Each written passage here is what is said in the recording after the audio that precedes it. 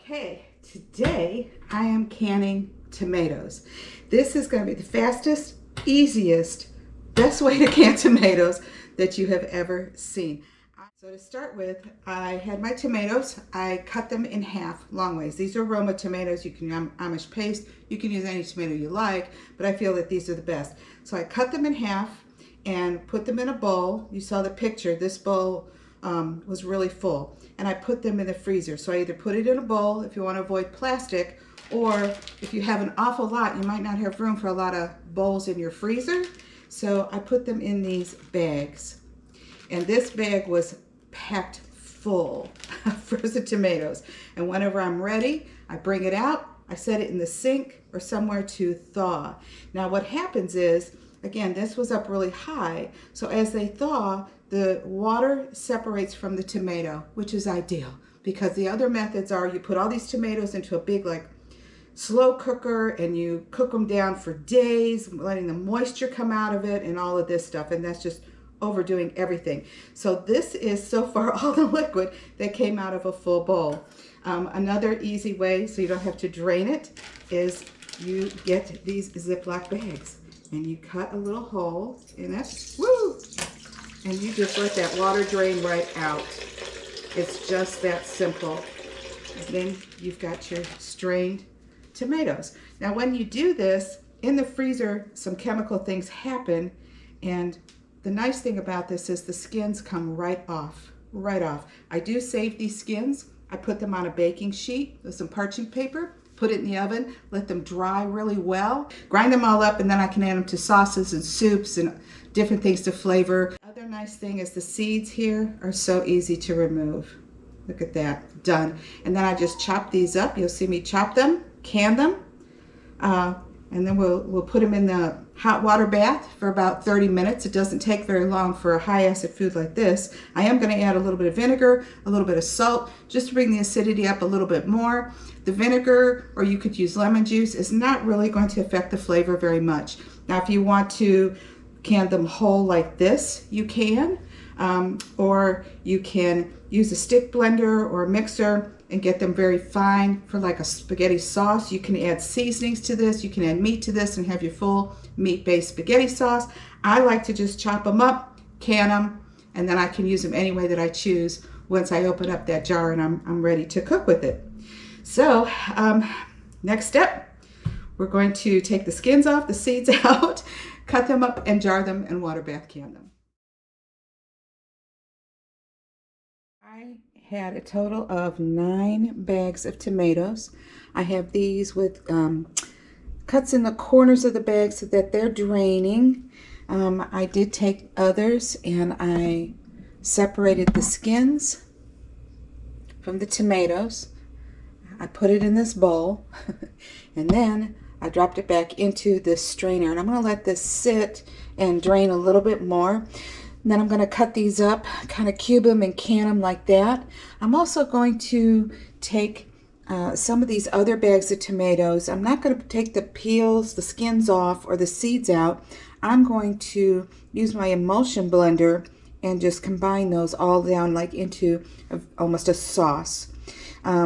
Some of these tomatoes I'm also going to squeeze out all the juice I possibly can and make them, just squeeze everything out that I can, and that's going to be in smaller jars, and that's going to act like a tomato paste. So I'll have 3 different kinds. I'll have a sauce, I'll have crushed tomatoes, and I'll have a tomato paste. And then of course, don't forget, I'm also going to have my skins here that I'm going to lay out on parchment. I'm going to dry those out, use this almost like a paprika. You know, paprika, believe it or not, is just dried peppers, red bell peppers. So, and you could dry all kinds of different peppers and make paprika, hot, mild, regular old red paprika.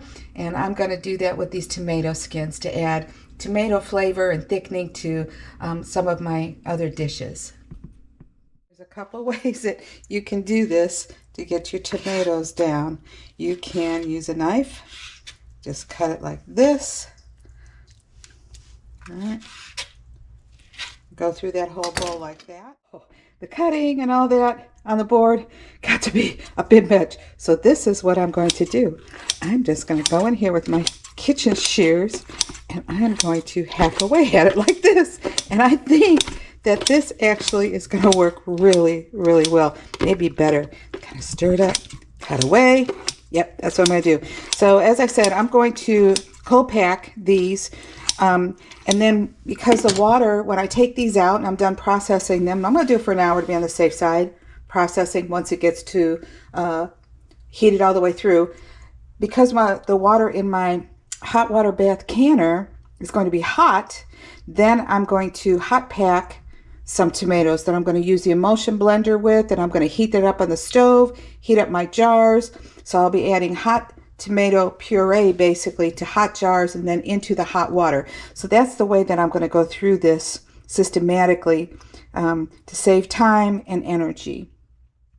I am ready to can up my tomatoes that I chopped up, and because they're cold pack and going right into cold water, I'm able to just put it right into this little basket and I'll lift it in. It makes it really simple. I'm going to fill these about 1 inch headspace, which is about to the bottom of that rim. I did go and check all of my jars, make sure there's no chips or cracks. Checked my lids to make sure that they look nice, right? They're not dented or damaged in any way. Now, some people like to put these in hot water. They say that softens up this rubber rim, makes a better seal. But the way that these are made now, that's really not necessary. So I am going to put in a tablespoon, or a teaspoon rather, of this vinegar, just to increase the acidity a little bit more. I want to be sure that these have a good, stable shelf life. So I'm going to put that into each jar. I'm also going to put a teaspoon of salt. And remember, not iodized salt. I like to use the pink Himalayan salt. You can also use pickling salt. That's going to go into each jar. Then I'll fill them and I'll be back. So that you know, this is what, 2, 4, 6, 7 pint-sized jars. That's what fits in my canner. This was 4 big gallon freezer Ziploc bags worth of the tomatoes that have been peeled and drained, and now I'm just going to pack them down. I'm going to kind of do this, it's like a debubbling, so any of those air pockets that are in there are going to go away, and try to get as much in as I can. I have a little bit left in there that I can add to fill these up all the way. Anytime you debubble, it's always going to sink down. That one's got a lot of juice, and that's okay. These are going to get juicy. There's still a lot of water. Tomatoes hold so much water. And again, the vinegar that I added to this, be sure you get the 5% vinegar. Just a bottle of regular old distilled vinegar is not going to do it. To play it safe, make sure you read where it says 5%. You can get the pickling and canning vinegar, and that will always ensure the right acidity, the right concentration. So you can see how much these went down by debubbling. And then I'm going to fill these up all the way. All right, then I'm going to load those into my canner. I'm going to pick it up, set it down in there, turn it on high. Once it gets to a rolling boil, I'll go down to a slow roll boil for about 30 minutes to make sure these are heated all the way through. Then I'll set my timer. For this size, for pints, they say 30 to 45 minutes. Adjust it for your altitude. I don't know if you need to. I'm just going to go a whole hour with them to be sure. And then we're going to pull them out. And I'm going to puree my other tomatoes to make more of a tomato sauce. And when I do that, I'm also pureeing in there the skins and the seeds. They're going to kind of dissipate within the sauce. You're not going to know the difference in taste or consistency, but I can tell you when you take those skins off, that's a lot of bulk. That's a lot of tomato, almost as much as the tomato itself. It's really pretty amazing. It's like a whole nother bag worth of tomato substance. So I'm going to puree, and then I'm going to take whatever's left and squeeze all the moisture out that I can to make a tomato paste, very concentrated. I'm going to put those in the small little half-pint jars. All right, see you back here in a little bit. This has been boiling now, low rolling boil for about an hour. And what I've done is I have taken, I've turned the heat off, and I let it stop boiling and sit here in the canner for about 5 minutes. And I'm going to now take the jars out. A little tricky with my thing here. And set them here on this towel to cool. And wait to hear that pink, pink sound saying that they're fully sealed and ready to store. Once I can these, I do let them sit for about 24 hours before I take the rings off and check the seal. And I wash the jars and then I put them away. My other tomatoes with the skins and the seeds have been draining. I now have them in a pot. I'm going to use my emulsion blender. I'm going to get those down to a really nice smooth texture where the seeds, the skins, everything are kind of just chopped up, mixed up. You can't even tell what else in there. And then I'll be canning that. And I put my jars into the hot water to sanitize them. I'll be pulling them out, putting them on the other counter, and then filling them, and I'll see you then. I have my hot jars, my sauce. I'm going to get close in so you can see the sauce. This is just beautiful. So this, oh, look at that. This will be for pizza sauce, spaghetti sauce. Now you can season this. You can, make it with garlic and herbs and all those things that you want. I like mine plain because I'm not sure, exactly how I'm going to use it and flavor it.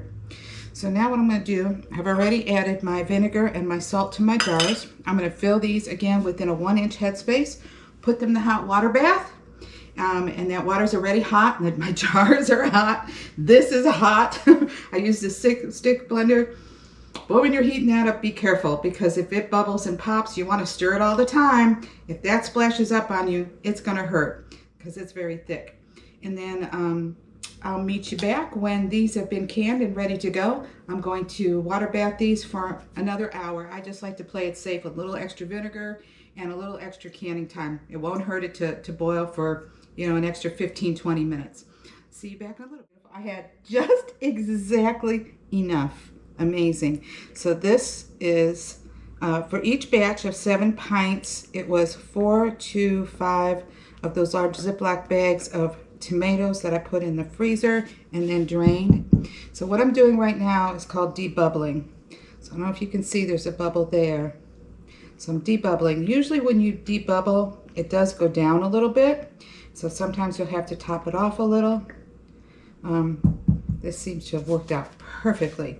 Once I debubble it, I'm going to clean the rims with the vinegar on a napkin, put the lids on, and then put it in the hot water bath.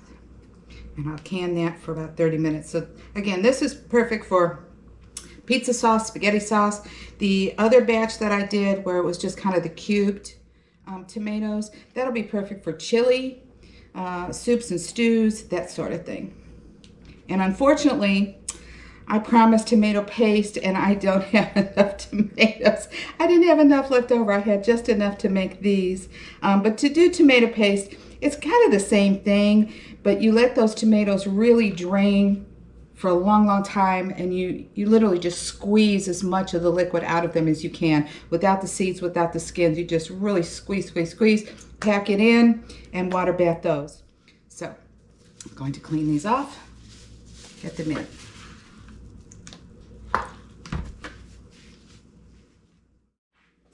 And we're back. Canning is done. I've got my diced tomatoes and I've got my sauce or puree tomatoes. I've taken the rings off.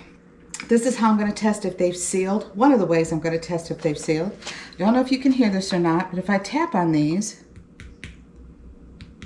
right, this one, hear that? So they all sealed on both sides except for one each. I've kept the rings on. Now I have a couple of options here. I can recan these. As you see, it's siphoned quite a bit. That might be the culprit of what happened, why they didn't seal. So I can reprocess these, but I've chosen, add a little liquor to it, reprocess them. But I've chosen to just put them in the refrigerator and I'll use them for dinner tonight. Maybe in a few days. They'll stay fresh like that in a refrigerator for at least a week. So The other way to test is when you pick this up. If you pick it up just by this rim here, right? Or if you take it and try to pull it off with your fingernails, just like that, and it doesn't come off, it's sealed. It is shelf stable for at least a year. And I'm gonna write the date right here on this top, the description and the date, and I'm gonna wash these jars because they're a little bit sticky. So I wanna make sure that I wash them. Store them without the rings or with the rings. I tend to like to store them with the rings on. I'll wash them really well, the jars all around, top, bottom, and the rings. And once this is all dry, to make sure these are very, very dry or they'll rust, I'll put the ring back on, but I'm not going to do it real tight. I'll do it a little bit less than finger tight. But for me, it's a great way to store these because the rings, there's different ways to store them, but they might get bent up or damaged. So I like to keep them on the jars, but I don't do it real tight. If you do it very tight, then when you take the rings off to use your food, it could create a false seal by pressing down for a long period of time. So I don't do it very tightly. Totally up to you, rings on, rings off, but if you put them on, keep them on loose. So I'm very pleased with what I've got. So I put my tomato skins here on this parchment paper. I let them sit overnight to dry up just a little bit. And then I'm going to put them in the oven on the lowest setting, which is 170 degrees. I'm going to put them in the oven, let them dry up really nice and crisp. They're already a little dry. When I put them on here, they were just so wet. Really almost difficult to handle and lay out flat. But then I'm going to grind these up in my little coffee grinder or my little ninja grinder. If they're dry enough, I'll do them in my mill.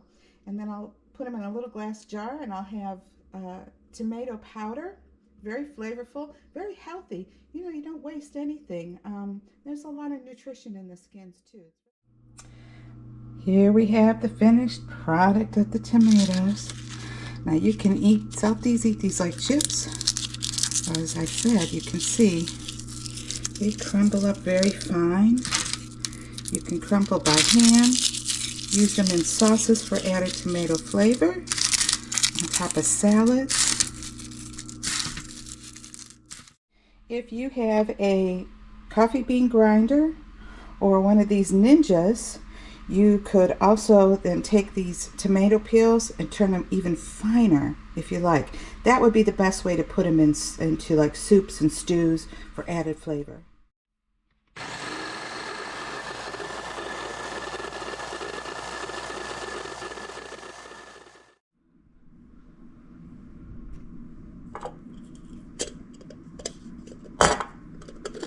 I love these lids from Mason jars,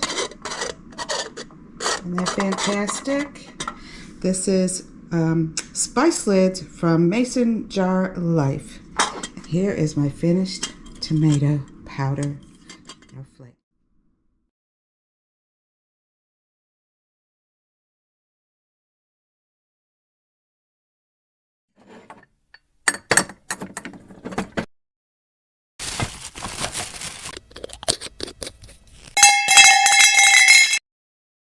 Hello everyone. This is going to be a video about canning, right? Basic canning. So the equipment that you have is your canner, and inside of here is a basket. And this is what you're going to put your jars on. You're going to lower them and raise them like this. You're going to want to fill this up with water so that it's probably to about here.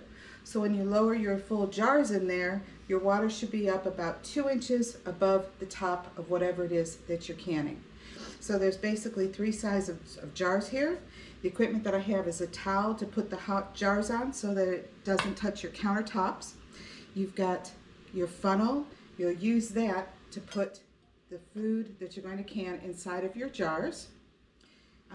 This is the jar lifter, and you'll use that because this is hot, so going in and out.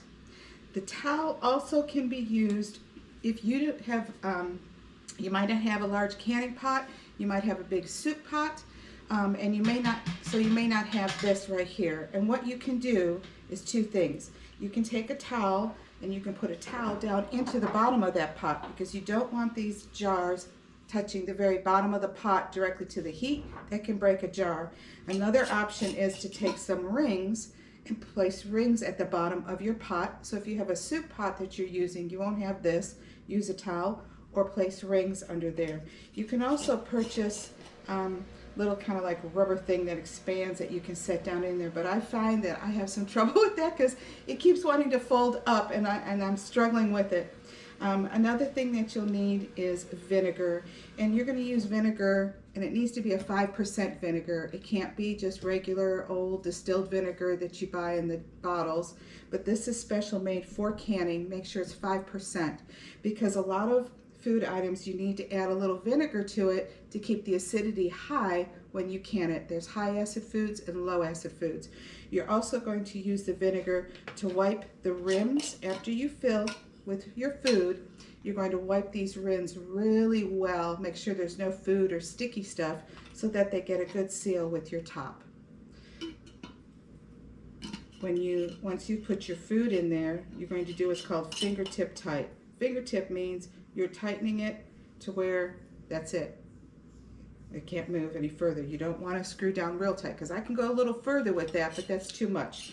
So fingertip means this. That's it. You also have your measuring spoons, your ladle to put into the jars. Make sure you have a nice washcloth handy. Wet is preferable to clean up messes. And you'll probably need some kind of salt. Now there's pickling and canning salt, and I use this Himalaya pink salt.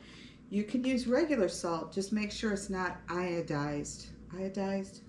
The iodine in it, because that can, I'm not exactly sure why, but it doesn't work really well. So you need to use pickling salt or non-iodized salt or the Himalayan pink salt. And of course your measuring spoons and your your pot holders, because things are going to get hot. Jars are going to be hot, pots are going to be hot. There's going to be some hot things. You also want a bowl, because you're going to take hot water in and out. When you first load up your canner, there's two ways to can. There's pressure canning, and just so you know, USDA recommends pressure canning for any low acid food. That would be things like beans, meats. High acid foods are fruits, tomatoes, that sort of thing. I still add a little bit of vinegar to the high acid foods if I'm canning tomatoes, say. If you're canning green beans, a little tip is add a tablet of zinc. Zinc is good for you anyways, and you're never going to taste the zinc when you add it to your jar, but it's going to keep your green beans a nice bright green, not that kind of mushy yellowish green. So I'm going to be going over some different tips as I can foods for you, but this is just the basic canning method and the equipment that you need. Let me think, what else did I want to tell you? So to start with, you're going to fill your pot with water. You're going to put it on the stove, and you're going to bring it up to a rolling boil. You're going to take your jars to sanitize them. You can either, without the lids on, you can either just set them in like this and let the steam get them hot and sterilize them, or fill them about halfway or 3/4 away with water and lower them down into the boiling water. And then when you're ready to can, you're going to take those out, and you can dump some of that water into your pot. You're probably going to have too much water if you do all of your jars like that. So dump a couple in there, the rest of them dump them into a bowl, and then you have hot water in your bowl that you can use to add water once you get all your filled jars into here. If you need a little bit more, you've got a bowl with hot water. So having said that, any questions, put them in the comments. I'm happy to answer anything. And then I'm going to tag this at the end of each of the videos where I'm actually canning some things. I do what's called rebel canning. I talked a little bit about the pressure canners. Pressure canners that sit on the stove kind of scare me. And if you're beginning to can, which this is basic canning, they may scare you also. I did buy a Nesco electric canner made for canning food, and it works wonderful. But I have noticed that it tends to make meat very dry and maybe even taste a little burnt. I did some spaghetti sauce with sausage in it, and I wound up having to dump it out because it tasted burnt. So I do what's called rebel canning. And this is not FDA approved, but I'm going to tell you, people have been canning like this. The Amish and the Mennonites have been canning like this for centuries. And that is that you can, even your low acid foods like beans or chicken or stews, low acid foods in water bath canning. But once it gets to a low rolling boil, I wait about 20-30 minutes to make sure the content inside is very hot, like the rest of this. And I do a low rolling boil for about 3 hours. Now you want to add time for elevation, they say. There's arguments either way.